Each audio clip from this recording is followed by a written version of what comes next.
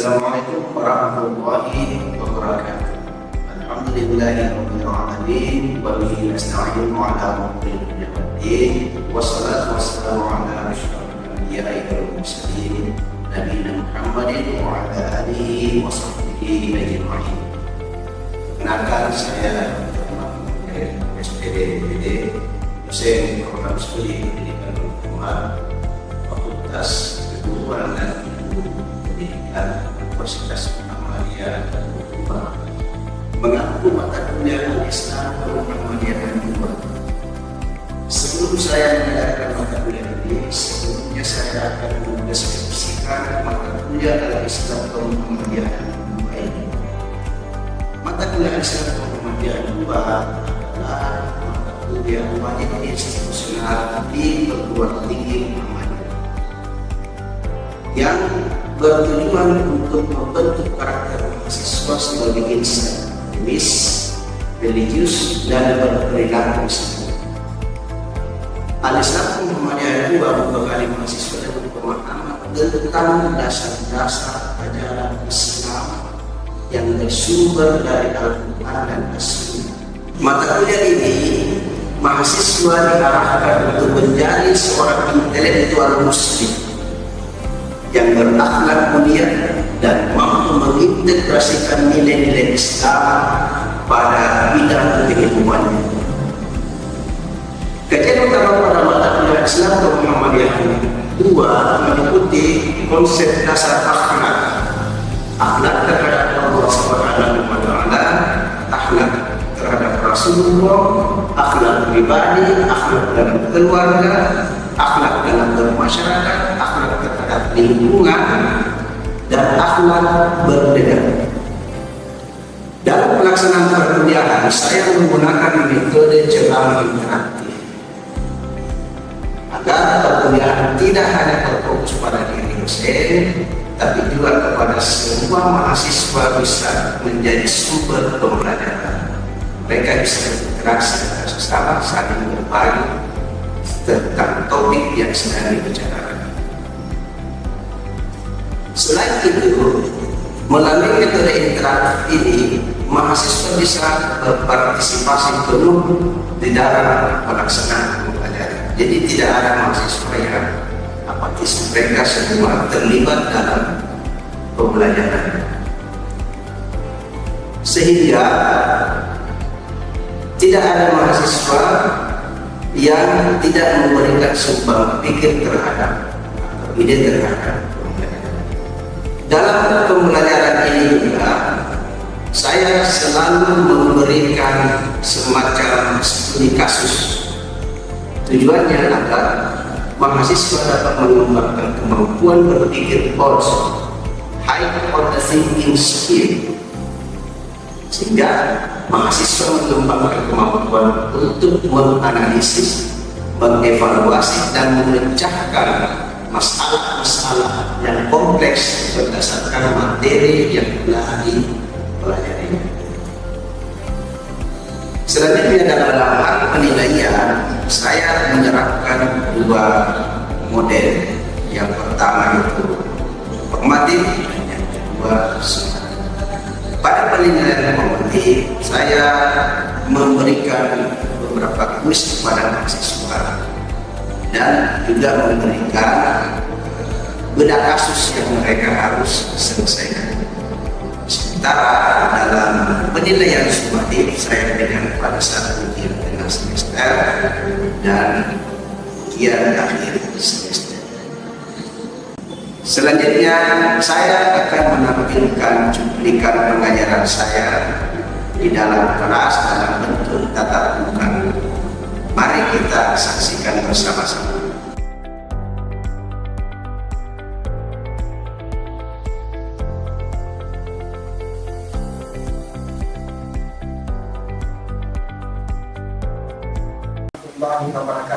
Waalaikumsalam warahmatullahi wabarakatuh.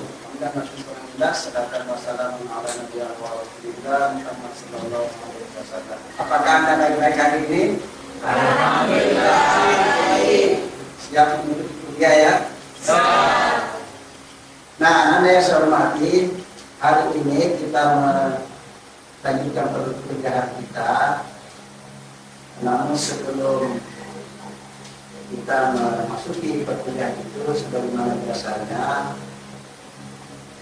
ada yang membacakan satu dua ayat yang hari ini kita tunjuk giliran Putri Inayah.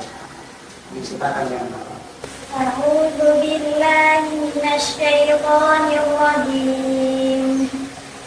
Ya ayyuhalladzina amanu idza qila lakum tafassahu fil majalisi fafsahu yafsahillahu lakum wa idza qila anshudu fanshudu yarfa'illahu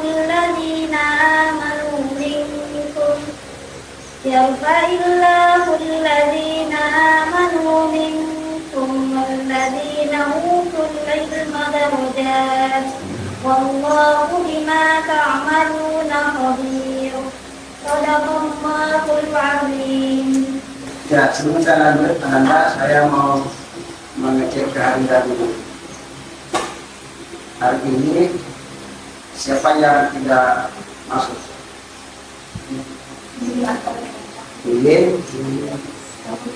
Ini Adnan. Apa lagi? Kenapa itu? Apa ya? Apa lagi? Kalau itu? Kenapa ya?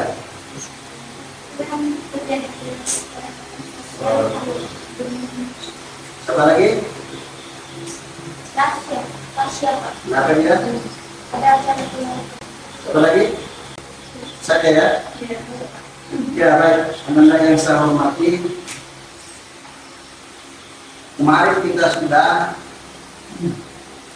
berbicara di awal itu berbicara tentang manusia itu adalah makhluk yang unik karena di samping dia sebagai makhluk itu, dia juga sebagai makhluk sosial. Makhluk sosial itu makhluk yang tidak bisa hidup tanpa interaksi dengan orang lain. Masalahnya kemudian, bagaimana interaksi itu atau hubungan dengan manusia satu dengan yang lain itu supaya bisa dia harmonis, tidak bisa aman, tidak diganggu dengan manusia-manusia yang lain, maka pasti dibutuhkan yang namanya akhlak. Akhlak dalam Islam itu dikenal dengan nama akhlak. Inilah yang bisa memberikan bingkai atau frame buat harmonisasi antara satu dengan yang lain. Nah, inilah yang akan kita bicarakan pada pertemuan kali ini. Apa itu akhlak sebenarnya? Supaya kehidupan kita ini bisa harmonis. Apa itu akhlak dalam pembelajaran kita ini? Yang kita ingin capai adalah bagaimana Anda bisa mengetahui apa sebenarnya yang namanya akhlak. Ya. Setelah Anda mempelajari pembahasan ini, maka kita akan memahami tentang apa itu konsep akhlak. Kemudian yang kedua, apa ruang lingkup dari akhlak. Oke? Nah, nanti saya hormati, saya lanjut, kita masuk ke akhlak. Pernah dengar kata akhlak? Apa kira-kira itu akhlak?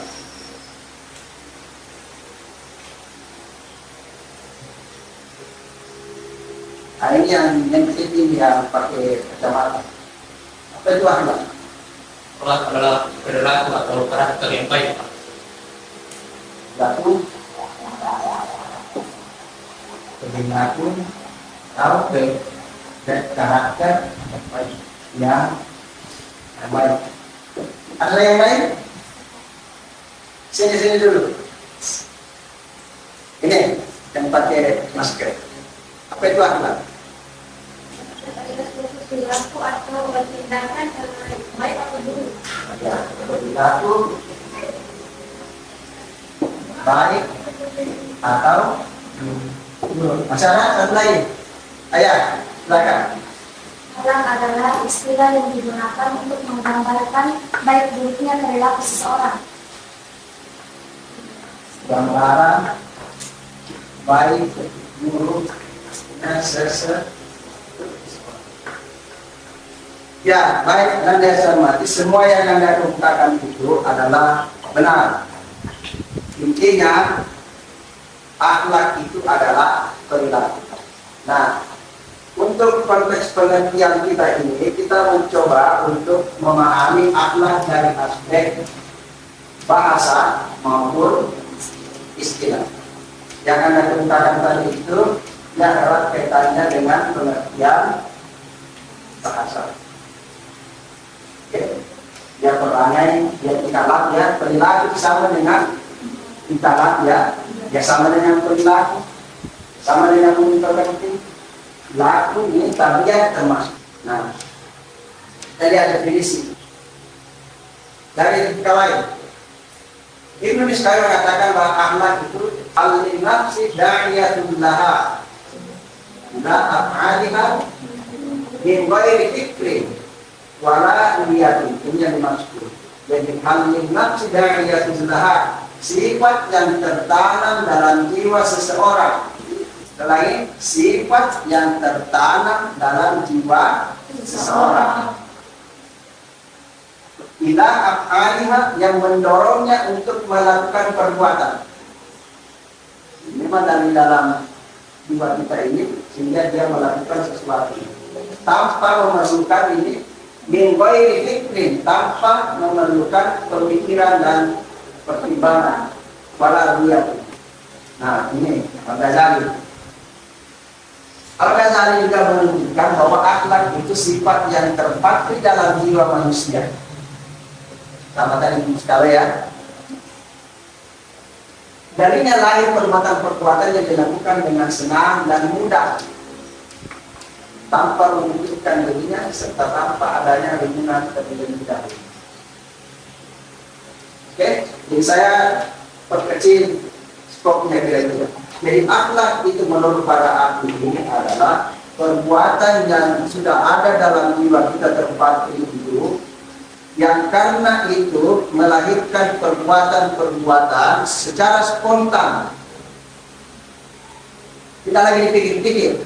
Nah, kita lanjut. Apa objek kajiannya? Akhlak itu berkaitan dengan perilaku manusia, sama seperti yang Anda semua sebutkan tadi. Jadi tidak ada masalah tadi yang Anda kemukakan. Dari aspek baik dan buruknya, sama seperti yang Anda sebutkan tadi. Cuma yang Anda tidak sebutkan tadi itu menurut standar nilai ajaran agama. Baik buruk, benar atau salah, pantas atau tidak pantas. Oke? Nah, kita lanjut. Tidak hanya memandang perilaku lahiriah, tetapi termasuk niat. Bukan niat tidak diketahui hanya Tuhan yang tak iya, tetapi itu masuk wilayahnya juga itu. Jangan selalu berniat untuk mencelakai orang. Dan sikap batin, nah ini yang parah ini, dengki serakah. Itu masuk di sini semua itu penyakit ini. Tidak kelihatan. Jadi tidak seperti ya, karena tidak bisa lakukan ini. Nah, dua lingkup akhlak atau bagian dari yang akan dikaji akhlak itu satu ini. Kemudian akhlak kepada Allah. Akhlak pribadi. Ini dalam keluarga. Ya, akhlak bermasyarakat. akhlak terhadap lingkungan. Nanda yang saya hormati, ini akan menjadi kajian kita untuk perkuliahan yang jelas ini adalah ruang lingkup akhlak. Saya masukkan juga ini. Kenapa? Supaya mahasiswa nanti itu merasa bahwa membuang sampah itu adalah perilaku yang buruk. Nah, sampai di sini ada yang mau dipersoalkan, ada yang mau ditanyakan? Ya, Ikhwan Betri. Waalaikumsalam warahmatullahi wabarakatuh. Seperti yang kita ketahui bersama bahwasannya itu akhlak itu adalah perilaku atau perbuatan. Jadi yang jadi pertanyaan saya di sini adalah apa yang menjadi pembeda antara akhlak, moral, dan etika? Nah, Nanda yang saya hormati, dari tiga-tiganya ini, akhlak, moral, etika, semua berorientasi pada perilaku. Saya tinggalkan akhlak karena akhlak ini jelas ini sumbernya dari wahyu ya, dari agama, ajaran Islam. Kalau moral sama juga perilaku. Hanya memang perbedaannya kalau moral itu perilaku baik dan buruk itu dinilai berdasarkan apa yang sudah tumbuh dan berkembang dalam masyarakat itu sejak lama. Jadi kalau ada perilaku tradisi atau segala macam yang dianggap itu, maka itu tidak dijadikan standar untuk menilai baik atau buruk. Nah, kalau etika, perilaku ini baik atau buruk kalau menurut kita itu didasarkan pada pemikiran. Jadi, ada sesuatu itu lewat pemikiran ini dipikirkan, oh ini yang dianggap baik. Ada lagi dari apa lagi? Nah, ini saja. Tadi lagi kasih lagi konflik. Assalamualaikum warahmatullahi wabarakatuh. Terima kasih Pak. Ada pertanyaan saya Pak. Dan seseorang yang berusaha sama Bapak, saya bagaimana memaki orang yang sekitarnya, apakah itu berlakukan atau tidak? Ya, kesurupan. Orang kesurupan itu ya memasukkan jinnya. Apakah itu dalam keadaan sadar? Tidak. Tidak ya? Iya. Tidak. Kalau dia tidak sadar berarti dia masuk di sini. Tidak dalam kondisi sadar. Jadi orang yang tidak sadar tidak ada hukumnya kena pada diri. Oke? Paham ya? Ya, jadi itu tadi ya. Jadi orang yang tidak sadar tidak dikenakan hukum akhlak. Nah, nanti saya hormati, saya kira itu saya mau masuk ke kasus ini. Coba berikan analisis terhadap kasus ini. Ini kasusnya. Nilai atau nurani. Ini berkaitan dengan akhlak ini.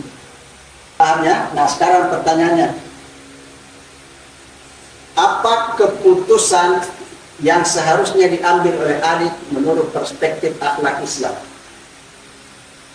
Apakah kondisi darurat, gagal ini, terdesak oleh waktu itu, apa saja bisa menjadi alasan untuk menoleransi kebohongan atau kecurangan? Ada yang bicara? Agung dulu. Apa yang harus diambil, Agung? Saya yang akan diambil itu oleh masalah ini, yakni kata jujur atau hati nurani. Sudah jujur ya. Jujur. Apa rasanya? Jangan takut berkata jujur, karena jujur itu adalah suatu, jujur itu bisa kita masukkan dalam kategori akhlak dalam diri kita, yaitu akhlak yang baik. Baik, bila mungkin itu saja. Menjaga ya. Menjaga. Ada yang lain? Tidak. Maksud dulu. Menurut saya di sini memilih nilai. Saya dinilai bukan karena saya tidak menyukai kejujuran atau tidak memiliki sikap kejujuran, tapi diberadakan situasi yang menekan. Dan juga perlu digarisbawahi bahwa misalnya mahasiswa Adit ini aktif dalam berorganisasi dan memiliki akademik yang cukup baik. Nah, dari situ kita juga bisa lihat hanya saja kesempatan tidak diberikan kepada Adit. Nah, setelah diberikan, kalau misalkan ceritanya dikasih kunci jawaban untuk lulus. Nah, ini bisa dijadikan sebagai solusi yang diberikan kepada dosen. Karena kesempatan tidak mungkin datang kedua kalinya. Ya, ada lagi? Ya. Baik, terima kasih atas kesempatan yang telah diberikan. Adapun jawaban saya mengenai hal tersebut, saya lebih memilih nurani karena kejujuran adalah hal utama yang perlu kita terapkan di sini. Hal ini juga berkaitan dengan pembahasan kita hari ini yang berkaitan dengan akhlak. Hal ini jujur adalah hal yang baik untuk kita. Seperti juga yang telah dijelaskan dalam hadis, "Kulillah walau kana murran." Katakanlah walaupun itu pahit. Mungkin itu saja dari saya. Terima kasih. Ya, kontroversi itu pasti ada. Nah, tadi itu kalau kebenaran disandarkan pada etika pemikiran, sebenarnya benar. Bahkan secara pragmatis boleh jadi terus yang benar. Kan dipikirnya daripada kamu. Hanya masalahnya hadis tadi yang digunakan itu boleh keluar kamu. Katakan sesuatu itu tidak benar meskipun pahit. Jadi memang lagi dalam hati itu pahit itu orang itu. Nah, kalau alasannya alasan darurat itu dalam surat itu hanya ada 5. Kalau yang 5 itu adalah pada kita, itu baru disebut sebagai darurat. Kita ulangi lagi bahwa hadis tadi itu jadi menerangkan bahwa tetaplah itu meskipun pahit. Nah, nanti yang saya hormati, sebelum kita untuk bergerak kita, saya mau mengambil kesimpulan bahwa akhlak adalah perilaku yang tertanam dalam jiwa seseorang yang melahirkan perilaku spontan tanpa rekayasa sesuai dengan tuntunan dan tuntunan agama Islam. Ruang lingkupnya mulai dari hubungan manusia dengan Tuhan, hubungan manusia dengan manusia, lalu hubungan manusia dengan alam. Sesuai dengan, ini saya selalu garisbawahi karena bilang sesuai dengan tuntunan dan tuntunan agama Islam. Itu kesimpulan kita. Oke, Anda yang saya hormati, jadi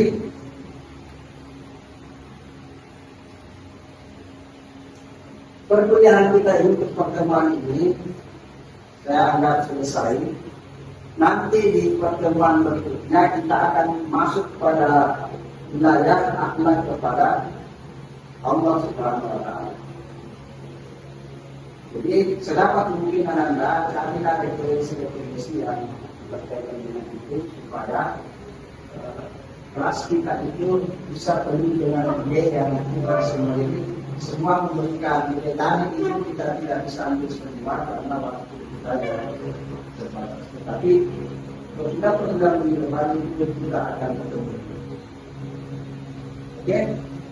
Jadi sekali lagi minggu depan kita akan masuk pada wilayah pembahasan akhlak kepada Allah Subhanahu wa Ta'ala.